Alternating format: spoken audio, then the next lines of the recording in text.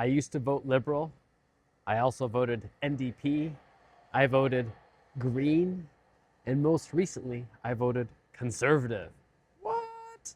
Hi, I'm Nick, former medical doctor turned soul doctor, and healed from lifelong asthma and suicidal depression. And this is a little video for Rumble. And I realized I wanted to out myself a little bit because I just listened to Diary of a CEO interviewing Pierre Polievre.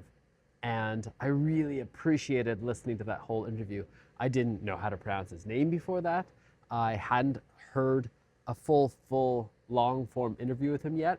I'd heard his voice because I had to listen to it. I was listening to all this media telling about how evil he is, how he's, Canada's Trump, all this stuff. I was like, let's actually listen. Because I've actually listened to Trump as well. And I'm like, it's not as crazy as the clips made him out to be. And then I listened to Polievre and was like, oh my God, what a crackpot world we're in. And I can say that because I've been all over the spectrum. I grew up in Prince Edward Island. We voted Liberal forever. And that island is having some real major troubles. I always just think Liberal, bigger, better government, better. Taxes are a wonderful thing. We get to actually all collectively build good stuff, free healthcare, all those things. And now we're so bloated. The federal employees or the employees of the government, over 1% of the population in Canada, all of us running such giant deficits. What is going on? Mark Carney would have been, I remember when Justin Trudeau was first elected, I was celebrating. And I was so grateful when he finally stepped down because what is going on with the wokeism, with the DEI? And I was very supportive of that initially. I was very supportive of Jack Layton and the NDPs when he was alive. And that was the reason why I voted NDP. I really liked this guy. Didn't know much about it. I voted Green because I wanted more progressive green policies, climate change action. I thought we really need to fight climate change. And it's just so funny having spent the last decade unlearning, remembering, and looking at things differently without coming from the lens of what I've been fed. I used to listen to CBC all the time. When my beloved first met me, I had it on all the time. And I thought all of it was true. And I recognize we all live in our truth bubbles. There is not an absolute truth, so to speak. But there are the truths that make more sense to me now. How I look at the climate, how I look at these initiatives, how I look at electric cars. Wow, they're emitting so much EMF, probably, enabling more slave labor for all the minerals, and how all the self-driving, which I used to think, great idea. Now I'm like, well, it means you can program a bunch of cars to all crash at once. Not sure if that's the best thing. How do we actually create something that really serves us? I don't know all the answers. But listening to Pierre Polievre, and I didn't used to think this, but freedom, so important. The freedom to make our decisions, to make what someone else may say is a bad decision.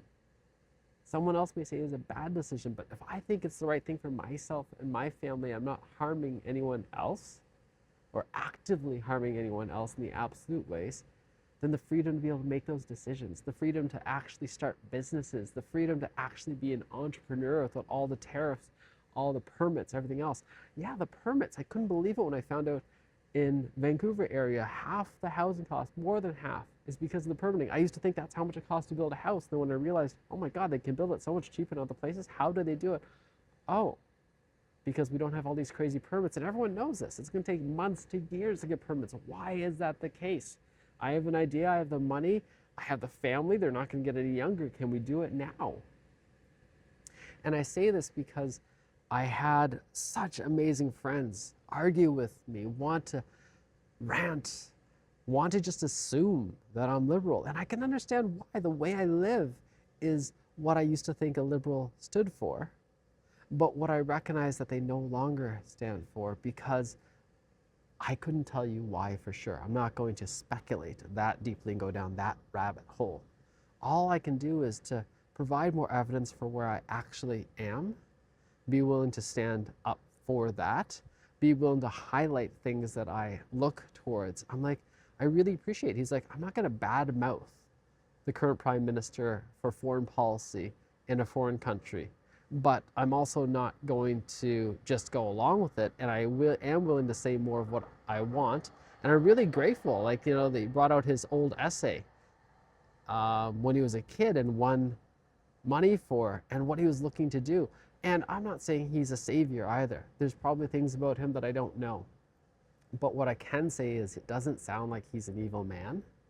It doesn't sound like he's trying to destroy the country.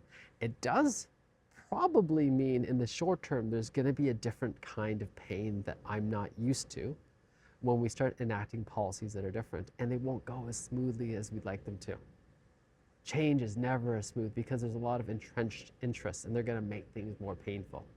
It's the same thing when I'm doing things that I know are good for me or I want to do. There's always resistance comes up, even internal resistance. I create disagreements to create fights. And even right now, especially if anyone who knows me sees this, they may get really upset with me. And can I be with that?